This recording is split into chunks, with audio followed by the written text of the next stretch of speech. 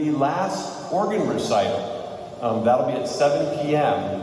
And you'll have to catch this. It may be, well, no, it will be the last time you can hear the organ as it currently is today. There is a renovation project happening, and it's going to be a little bit different. And we've asked that Dr. Gordon Turk would come and share just a little bit, give us an update of that project, and let you know what's going to change. In front of us are the signs, holiness to the Lord, so be ye holy. Holiness of God is something that's expressed through our worship, in our lives, and every part of our program here. That's our intention. This includes this wonderful instrument that stands behind the choir and some of it in the back. When this instrument was conceived and built in 1907, it was noble and wonderful and remains so today.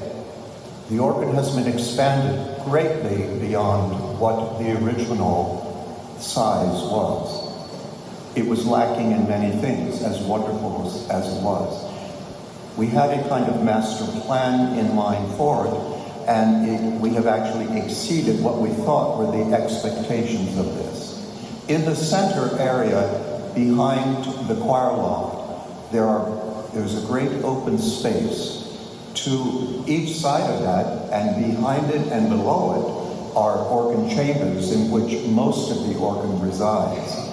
3/4 of it. But the area that's in the center was open space until the 1960s, when some work was done in there structurally. And then in the 1970s, we began to do some work with the instrument.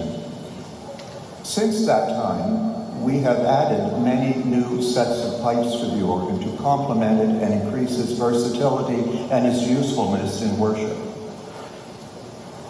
We used the space that was available in that area, behind the choir, and behind those gold pipes. By the way, people ask me, are those gold pipes ornamental or real? The large ones over there are speaking pipes, they're real. The large ones over there are speaking pipes, they're real. The gold pipes in the back are speaking pipes. Those in the front in the center are ornamental. But behind them sits about 4,000 pipes in this area, some of which you can see through the screen. 4 years ago, John Shaw, our curator, identified a need, and that was to reorganize everything that has been constructed in that area, because we were impeded somewhat by things that were already there and by certain structural supports. So a project was begun in the planning so that the organ could be better maintained, tuned, and that pipes that are of similar timbre or choirs could be brought into the location where they need to be, so that we didn't have some, using the choir as an example, some sopranos there, some sopranos there, some altos there, some basses there. We want to bring them into a good structure so that they can speak and sing gloriously. So this need was identified, and then we realized there were 3 critical elements of it if we were to approach this. One is that the work itself had to be done. 2, it needed to be done in a way that the schedule of program at Ocean Grove would not be interrupted.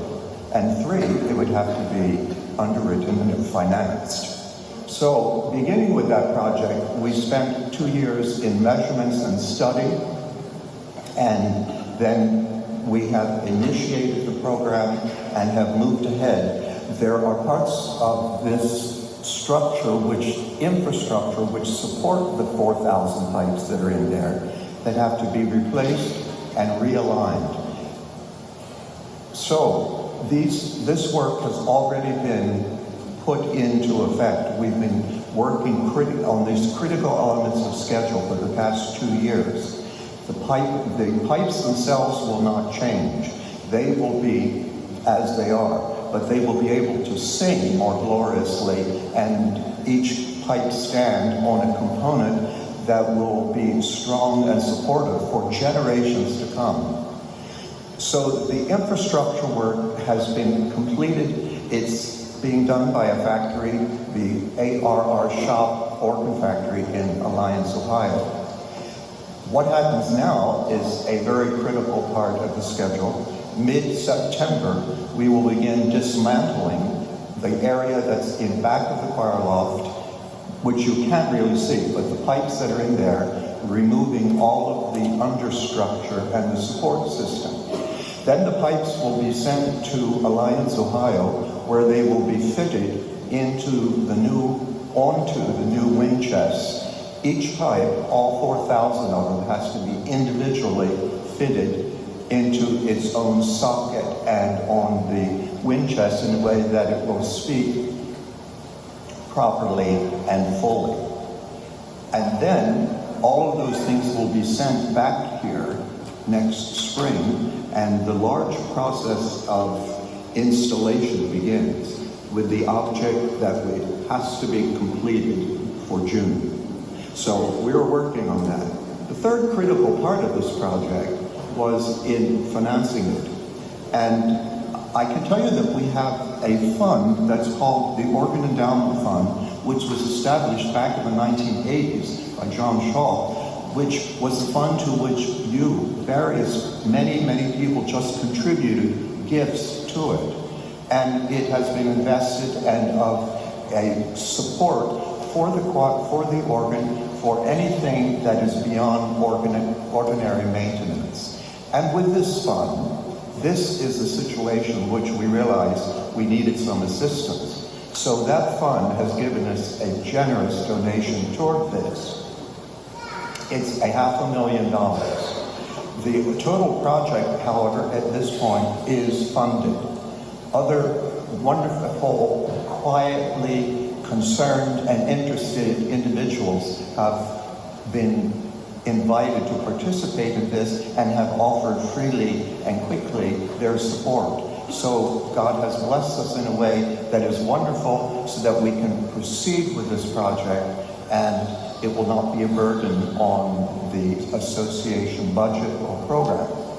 So in conclusion, I just say this is about to happen. It'll be grander and more glorious, and it will speak with a new voice next summer. And we sang at the beginning of the service, "Oh, for 1,000 tongues to sing my great Redeemer's praise." Next summer we'll be able to sing, "Oh, for many thousand pipes to sing. We will continue our great Redeemer's praise." Thank you.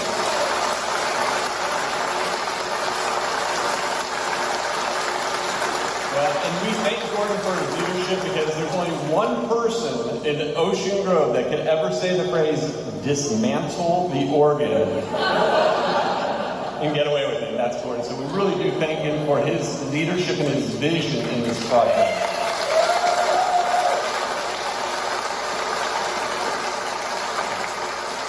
Just real quick, I want